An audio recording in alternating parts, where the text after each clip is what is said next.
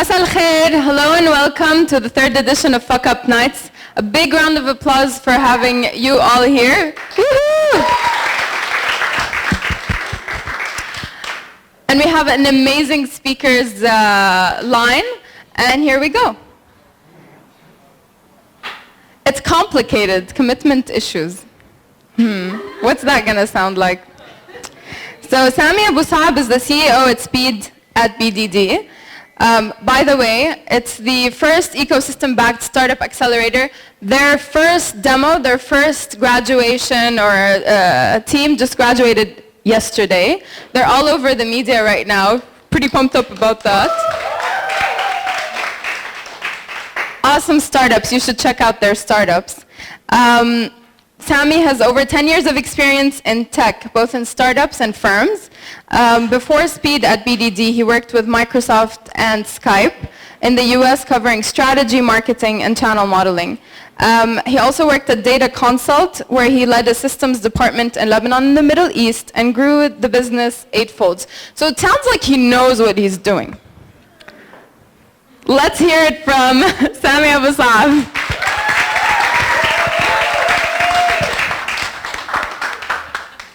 Yeah, well, I don't know if I know what I'm doing, but let's see. So it all started back in 2008. And like everyone, you want to go pursue your American dream. Back then, I didn't have the financial means to do so. So I was like, okay, how am I going to do my MBA in the US? I applied for the Fulbright. Well, they didn't get me the first year. They said, no, like, that's not a good application. Maybe come back later on. Spent a full year trying to figure out how am I going to go and do my MBA. My financial means didn't really progress that year, so I applied again the year after. But this time around, I actually became the first MBA ever to be accepted in Fulbright from Lebanon. So went through the process, trying to choose the university I want to apply to, and obviously you want to go from Lebanon to the US, you want to go to a top school, you're not going to go like to anyone. So I said like, oh, I want to go to Berkeley, Columbia, Stanford, Harvard, you name it. They're like, oh, you can only apply, these guys. So you can only apply to Berkeley and Columbia. And I'm like, okay, I'm going to apply to those. I applied to Berkeley, got 50% merit scholarship, and got accepted there. They're like, and then they're like, oh, why don't you apply to University of Oregon? Maybe you get 100% merit. I was like, no, I'm not going to go hang out with those folks. Like, sorry guys, I got Berkeley, I'm going to go there. And then at some point, they were like, okay, you're making the process so difficult for us. Like, you're going to go for 2 years to Berkeley. You're going to cost us a lot of money. Instead of you can send actually 3 other people. We're not going to send you there. Okay, fine. They didn't give me the money. Like, literally, nothing. So the guy who interviewed me happened to be the director of admissions. I contacted the guy like, hey, I really want to come. But given the difference of standards of living between Lebanon and the US, salaries here and there, it's kind of tough. Can you help me somewhere? He said, okay, maybe you should apply to an MBA grant and we see what you can do. Applied to the grant and my 50% actually got extended to 80%. Meaning in the 2 years at Berkeley, I paid less than a year at AUB, like literally. So that tells you a little bit how I made it there. Now, going to Berkeley, and you know, there are some people like this guy, maybe some of you have heard of Steve Blank, he's there. You should end up at some point doing something around entrepreneurship.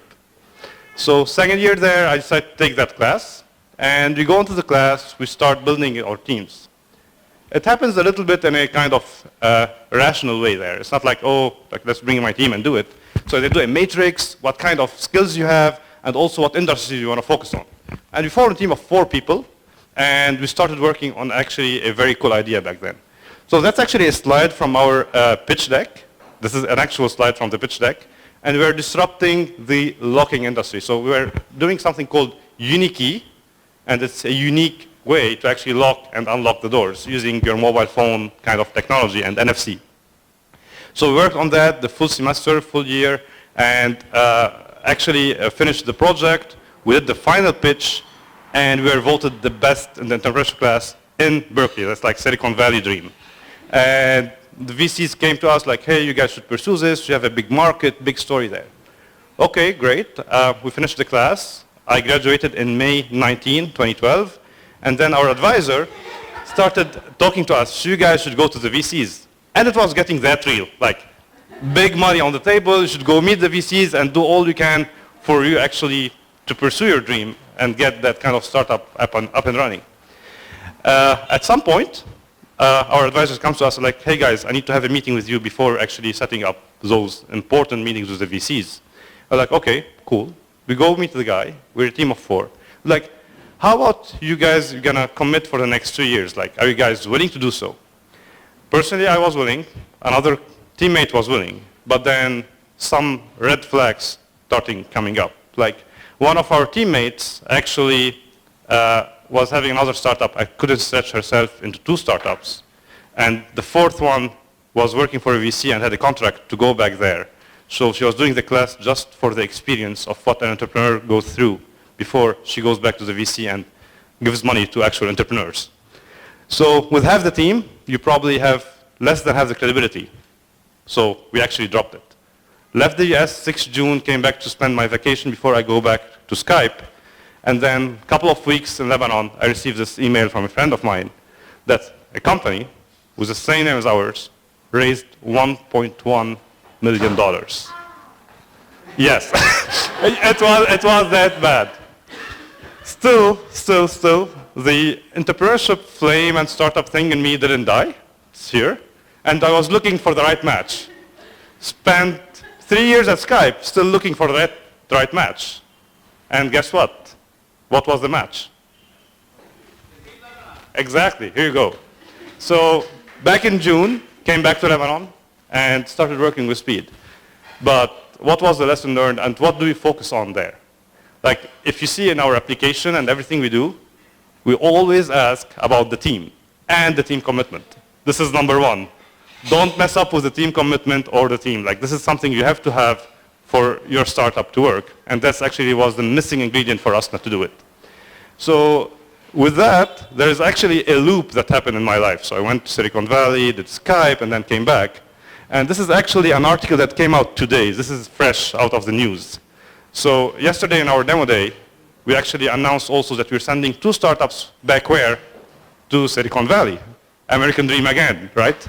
So this is kind of the loop of how things progressed and went back.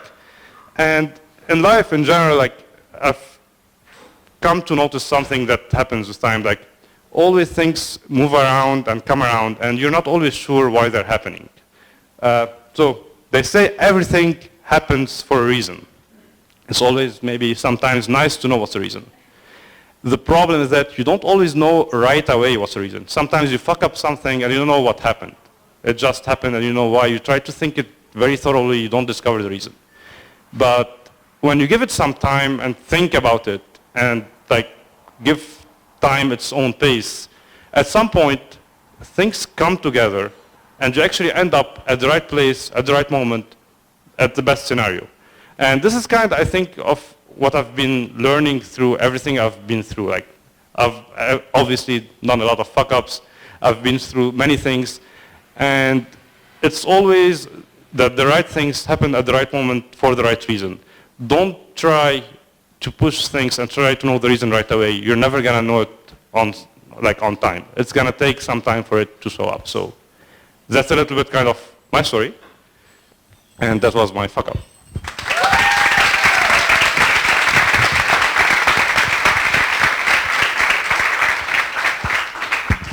Thank you, Sami. That was great.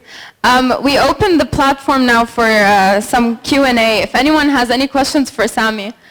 By show of hands, we have Haneen here helping with collaboration.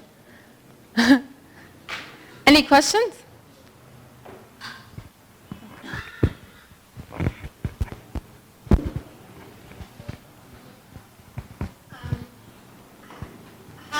How did that happen? Like the person, how did it feel, you know, seeing the Uniki? Yeah.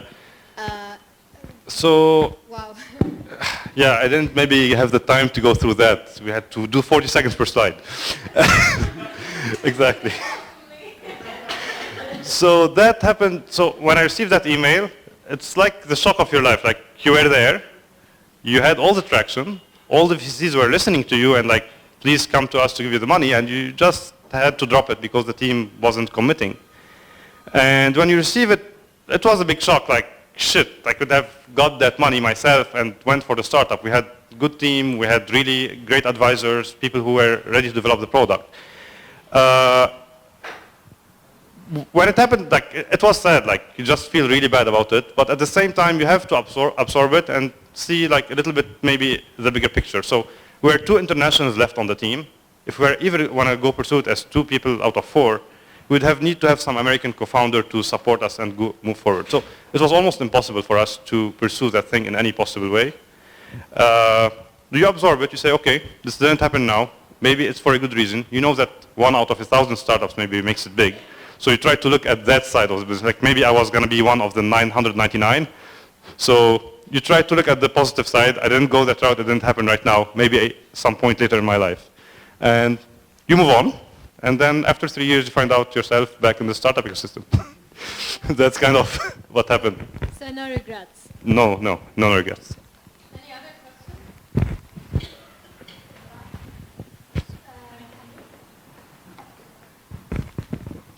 I'm wondering, after you got the email and received the news that the startup had become successful for the other company, did you receive any information or any contact from the other 2 team members who dropped out of the project initially?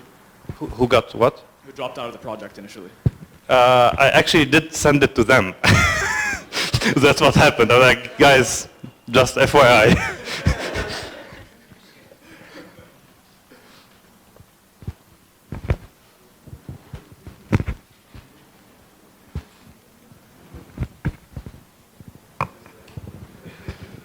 You didn't pursue the idea just because you were 2, or just, I mean, just because you were international students, or? So it's a combination of factors. First, you lost half of your team. So if you're going to go to a VC and talk to them about something you're building with another 2 people and they're out of the team, they're really going to have a hard time giving you credibility that half of the team is going to actually be able to pursue this and continue with it. Like, if they're looking at you as a team of 4 and you suddenly are 2, they're not going to really get that credibility. Even our advisor said, like, okay, you guys maybe have to drop it now. Like, even if 2 of you are going to pursue it, it's probably not going to get the same traction anymore. That was one. Second, I think reason is, yeah, definitely you being in the US as an international and wanting to pursue a startup, you have to have some backing, either backing. So like either a VC has to support you, to support your visa, or it has to be some co-founder who's American and then you found a company that can actually give you that envelope. So the amount of risks gets multiplied suddenly by 10. If you are taking a risk at just being an entrepreneur is one thing, taking a risk as an international being an entrepreneur is another thing, and then now you have half of the team and being international and taking that risk. So like, okay, maybe I should minimize a little bit my risk somewhere. You didn't look for another like other teammates or something? Or we did, but you're limited in time. So when you finish any education in the US, you have up to 10 months as like some leeway to pursue something and do it. But in that time, I had also a deadline whether I want to pursue the Skype job or not. So what do? Like, you don't have anything at hand here, and you have a good job there. Like, it's not a bad job to work for Skype, to be honest. Like, it was a great experience as well. So, okay, I said, maybe it's not going to happen at this stage of my life. Let me go a little bit on a safer route. I'm not a huge risk taker, by the way. Like, even though I pursued this, I'm not a huge risk taker by nature. So that was already too risky what I was doing. So even taking the next step in that was maybe even bigger. But at the same time, I don't regret not doing that, because if I were to do it and then it was going to fail, I would have probably lost on both sides. Like, the startup wouldn't have started, the Skype thing, I would have lost it. Getting it back is a very competitive market, especially that in the US, out of college, it's easy to find a job, but if you wait a little bit of time, it becomes impossible. Because they work in cycles and they work in certain momentum. To catch up later on the cycle, it becomes like 1 out of 100 opportunities that are valid for you instead of many more. Yeah. Thank you. We have one question here and then one question here, and then we have to go over the So what's the most valuable advice that was an aha moment for you that you ever got from Steve Blank? Oh, wow. So many aha moments from Steve Blank. I don't know where to start. I think Steve Blank is not traditional in his thinking in general. So always you get from him stuff that are kind of shock people or make them think a little bit that, oh, I shouldn't be sticking to the traditional, typical stuff that I do in life. I think the aha moment I got from Steve Blank was mostly around like, he's a little bit against business plans and against all these kind of traditional things. He thinks that all business plans that have 5-year projections are worth nothing. And if you actually talk to investment bankers and to VCs, they tell you that 99% of the times, the business plans do not get executed as planned. So he kind of trashes the business plan, tells you like, this is not needed, don't waste your time on it, it's not going to go anywhere.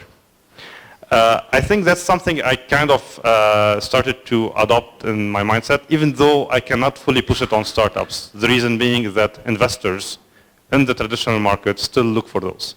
So I think my learning that when you're doing a startup and you're putting a 5-year plan, this is just something that you're putting on paper for you to get some credibility that you did your due diligence, you did your work, but don't expect that this is actually what's going to happen. Like, be open that this is just something that you have to do, and it's good homework that you have to revise time after time, time after time. But it never actually gets executed the way you write it. This never happens. Thank you, Sami. Great talk.